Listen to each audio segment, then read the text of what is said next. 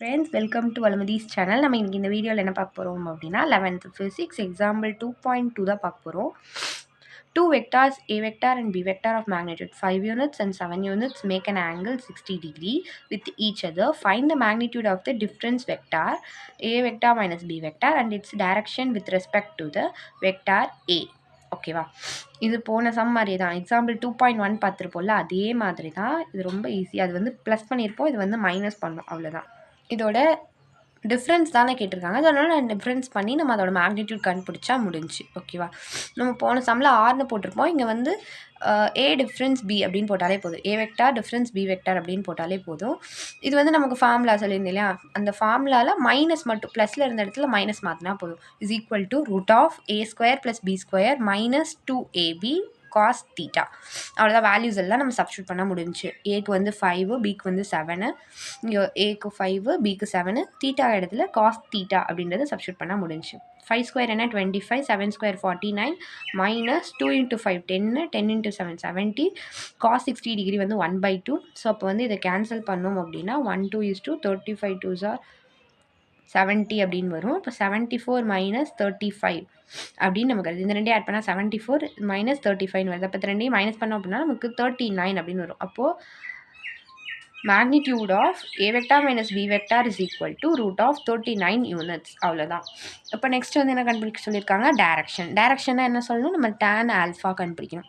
tan alpha is equal to B sine theta by A minus B cos theta. இங்கே plus இருந்திருக்கும், இப்போ இது minus ஆயிடுச்சு. அவ்வளோதான்.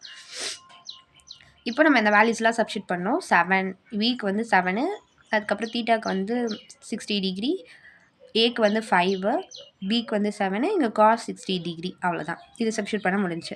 இப்போ 7 இன்ட்டு சைன் 60 டிகிரிக்கு நம்ம வேல்யூ தெரியும், 7 √3/2. அதே மாதிரி divided by 5 minus 7 into cos 60 டிகிரிக்கு 1/2ன்னு வரும்.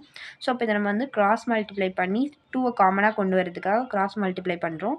அப்போ வந்து என்ன வரும்னா 7 √3/2 இன்ட்டு 10, 5 × 2 10 ஆகிடுமா, 10 - 7/2 அப்படின்னு கிடைக்கும்.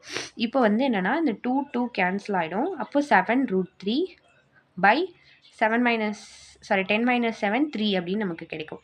ஓகேவா, அப்போது நமக்கு √3யோட வேல்யூ என்னன்னு தெரியும். 7 × 1.732. ஓகேவா, 1.732/3 அப்படின்னு கிடைக்கும். இப்போ எல்லாத்தையும் மல்டிப்ளை பண்ணி டிவைட் பண்ணோம் அப்படின்னா நமக்கு 4.041 அப்படின்னு நமக்கு கிடைக்குது.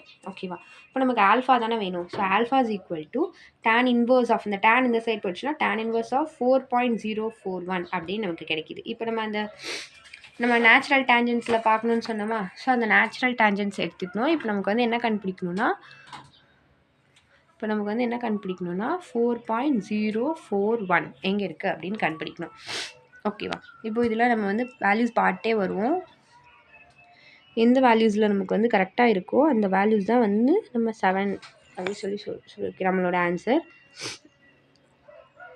இப்போ இங்கே வரைக்குமே பார்த்தாச்சு. இப்போ பின்னாடி பார்க்கலாம்.